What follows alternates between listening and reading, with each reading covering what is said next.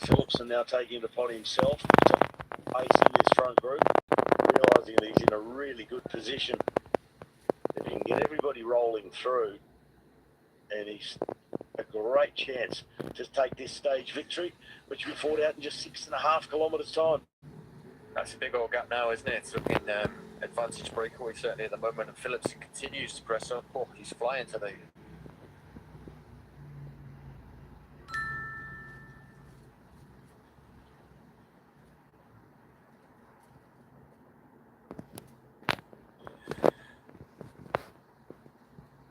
Rider from Astana there, I'm not sure who that is, 106, Tunison. We talked about Tunison, Gamay, Bloomers, Dylan Van Baarle, Lotte rider, Unibet Rose rider. But at the moment, they have a good gap.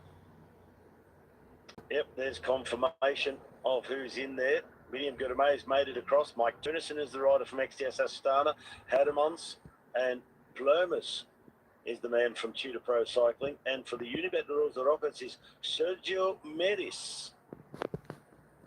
So a young Italian has made his way into the group for the Unibet Rosa Rockets, the 25-year-old from Bergamo.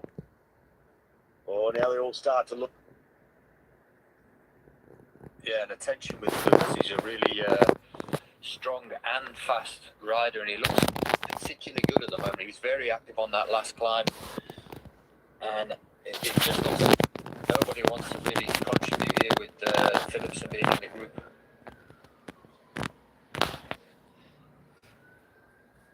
I do wonder as well whether NSN have sort of said they are going for Sheehan and Gamai's there more as a policeman, just in case. As you see Decathlon with Stan de Wolf again, he's done a lot of work in this final 20 or 30k. He's done a lot of work, but we're still not exactly sure who it's for, or if he's just decided, I've got to do it for myself. I want to stay in the race for the overall. He's just got to do the chasing. There's not. We're in the winning move here. Opinion Gourmet also goes through and does a turn, but big look over the shoulder. And they looked like they were riding for Riley Sheehan. Yeah, indeed. I think Decathlon, I think they're actually going for number 43, Antoine Leroux. But Plumas has got a healthy gap here at the moment. As we see again, this breakaway, I don't know if they're tired or they're just not happy with the combination. Certainly Dylan Van Baarle doesn't look like he wants to contribute 1 metre at the moment. You can imagine with Phillips there and Stuyven behind, he's probably thinking more this is a better scenario for Stuyven. And he's there just as a policeman, and also the Unibet Rocket Rider doesn't want to pull it either. Yeah, Dylan Van Baarle, he doesn't pack a sprint. Even though it's an uphill finish, it requires a lot of punch to get on and see if that can allow Jasper Stuyven to come back, who does have the speed and the punch that you need to have at your disposal on a finish like this one. Jasper Philipson, well, he's putting it all out there now. He's leading the chase behind Bloomers. But Bloomers now with a 9-second gap. Also, Quinton is there again, so he's having a really good day. He's been out in that breakaway earlier, and he got pulled back. He's gone again, and this is on the back there. The Astana rider is Tunis, and another rider we mentioned with a big punch, good characteristic for this kind of finish. Yep, and all this sort of gradient right down into the streets of Derby, across the cobbles before we hit the Rue de Derby, up the cliffside, and that 500-metre kicker all the way up to the finish. So 2.5 kilometres to go. Rick Bloomers with an 11-second lead.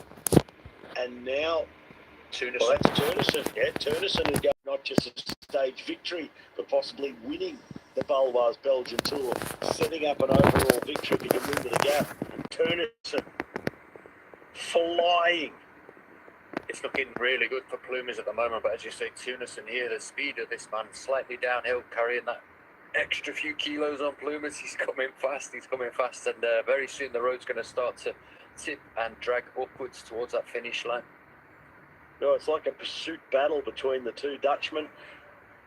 Plumas here for Tudor Pro Cycling, number 156. Mike Tunison in hot pursuit, now 8 seconds behind his compatriot, who's about to come under the red kite. There it is on the outskirts of Derby, and the fit. seconds is enough. As we hit the cobbles here with just over 800 metres to go, we see the bunch. 1k to go now for the bunch. And Plumer still has a healthy gap.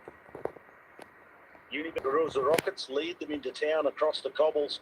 Plumer's still with a more than 15-second gap on the peloton. 8 to 10 seconds. 7 now on Mike Turnison as he's on to the climb.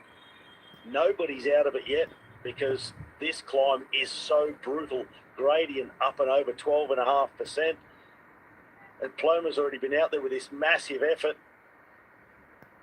Well, they've already caught Mike Turnison, so the bunch looming now, and they're about to catch Rick Plumer's. So this is coming to an end. And Jasper Sturban now will get his chance if he's good enough. You know, Barkel's still there at the front for Lotto Entermark. Riley Sheehan's still here somewhere as well. Ed Allen pushing through on the left-hand side. Number 63 there for Movistar is Carlos Canal. But Torn Arts will look over the shoulder. Biniam Gourmet got them one stage one. It's a head-to-head battle. NS.